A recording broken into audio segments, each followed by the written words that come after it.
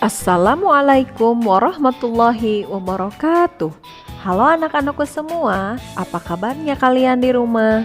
Semoga kalian semua sehat ya. Bertemu lagi dengan Ibu Lena dalam mata pelajaran PAI dan Budi Pekerti di kelas 6. Materi yang akan Ibu sampaikan yaitu memahami makna Quran Surat Al-Kafirun dengan benar. Sebelum kita memasuki materi, marilah kita baca sama-sama doa sebelum belajar. Yuk ikuti Ibu ya. Bismillahirrohmanirrohim. Raditu billahi robba, wabil islami dina, wabi muhammadin nabiyya wa rasula. Rabbi zidni ilman, warzuqni fahman. Amin ya rabbal alamin. Setelah berdoa, marilah kita simak video penjelasan tentang Quran Surat Al-Kafirun sebagai berikut. Simak baik-baik ya.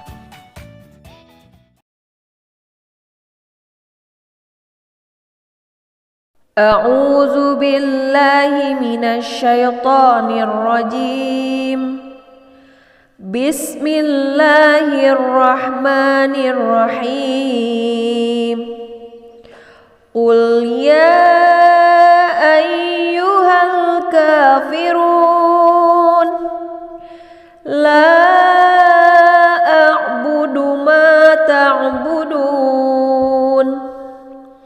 wa la antum 'abiduna ma a'bud wa la ana 'abidum ma abadtum wala antum abiduna ma a'bud lakum dinukum waliyadin.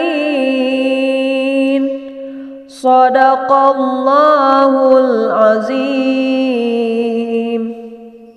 Turunnya surat di atas menegaskan bahwa Allah Subhanahu wa Ta'ala memerintahkan kepada umat Islam untuk tidak beribadah mengikuti kaum kafir Quraisy, yaitu menyembah berhala.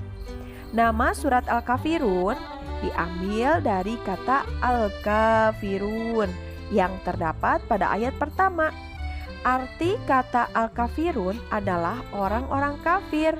Surat Al-Kafirun diturunkan di kota Mekah sebelum Rasulullah SAW hijrah ke Madinah, sehingga surat Al-Kafirun termasuk golongan surat Makkiyah.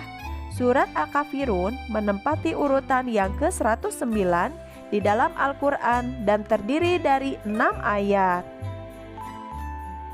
Dalam surat Al-Kafirun terdapat beberapa hukum tajwid. Nah, kalian dapat melihat dan membacanya pada LKS halaman 9 sampai 10. Di sana dijelaskan beberapa hukum tajwid yang terdapat dalam Quran Surat Al-Kafirun.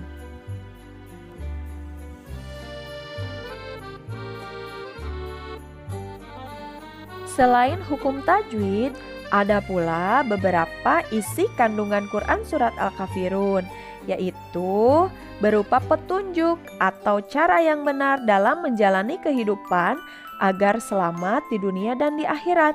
Berikut beberapa petunjuk yang terdapat pada Surat Al-Kafirun. Yang pertama, Allah Subhanahu wa Ta'ala melarang umat Islam menyekutukan Allah Subhanahu wa Ta'ala. Melalui surat Al-Kafirun, Allah Subhanahu wa Ta'ala menegaskan tentang larangan bagi umat Islam menyembah selain Allah atau menyekutukan Allah Subhanahu wa Ta'ala. Yang kedua, yaitu batasan toleransi dalam urusan agama. Artinya, umat Islam dilarang mengikuti keyakinan dan peribadahan umat lain karena dapat merusak keimanan umat Islam. Meskipun demikian, umat Islam tetap diperintahkan untuk menghargai dan menghormati keyakinan dan beribadah umat Islam. Dan yang ketiga, penegasan bahwa agama atau ibadah tidak boleh untuk bermain-main atau diperjualbelikan. Islam merupakan agama yang diridhoi Allah Subhanahu wa Ta'ala. Sedangkan ibadah merupakan wujud pengabdian hamba kepada Tuhannya. Umat Islam dilarang mempermainkan agama dan ibadah, karena ibadah yang dilakukan umat Islam hanya boleh ditunjukkan kepada Allah Subhanahu wa Ta'ala. Materi selanjutnya yaitu pengertian toleransi. Secara bahasa, pengertian toleransi merupakan padanan makna dari kata tasamuh, yang artinya bermurah hati, atau tasahul yang berarti bermudah-mudahan. Sedangkan secara istilah, toleransi adalah suatu sikap menghargai pendirian, pendapat, pandangan, kepercayaan, kebiasaan, kelakuan, dan lain-lain yang berbeda atau bertentangan dengan pendiriannya sendiri. Ada beberapa contoh penerapan sikap toleransi dalam kehidupan sehari-hari.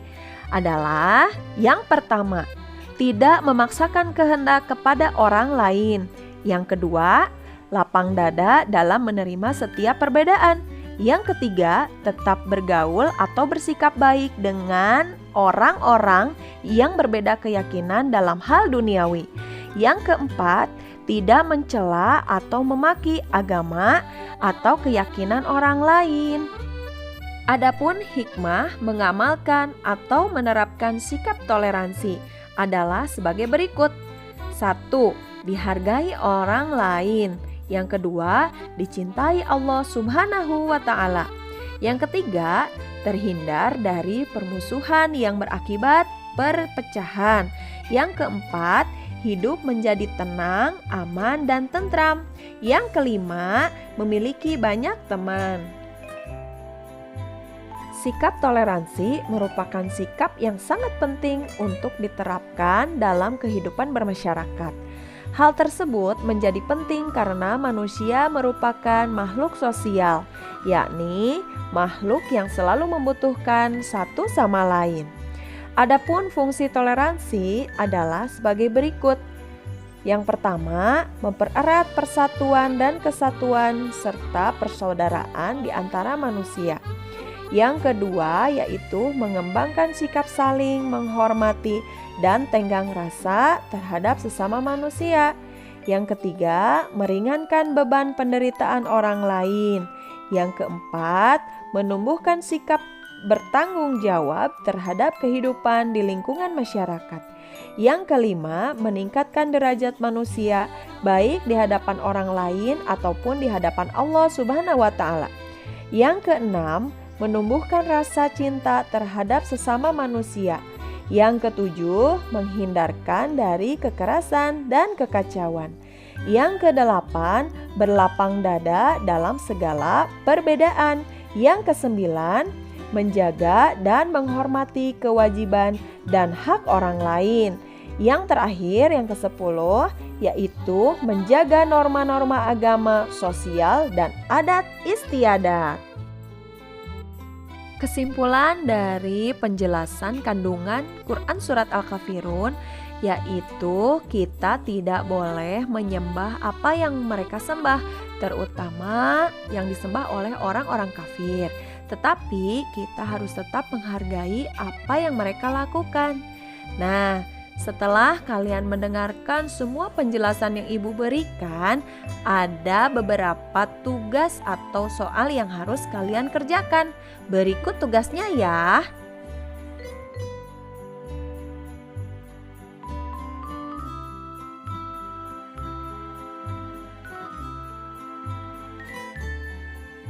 Setelah kalian memahami tugas yang Ibu berikan, marilah kita tutup pembelajaran ini dengan membaca doa sesudah belajar. Ikuti Ibu ya semuanya. Bismillahirrohmanirrohim. Allahumma anfa'na bima 'allamtana wa 'allimnal ladzi yanfa'una wa zidna ilman. Amin amin ya rabbal alamin. Tetap semangat belajar di rumah dan selalu jaga kesehatannya ya. Jangan lupa memakai masker dan selalu mencuci tangan. Terima kasih atas perhatiannya. Jazakumullahu khairan katsiran. Wassalamualaikum warahmatullahi wabarakatuh.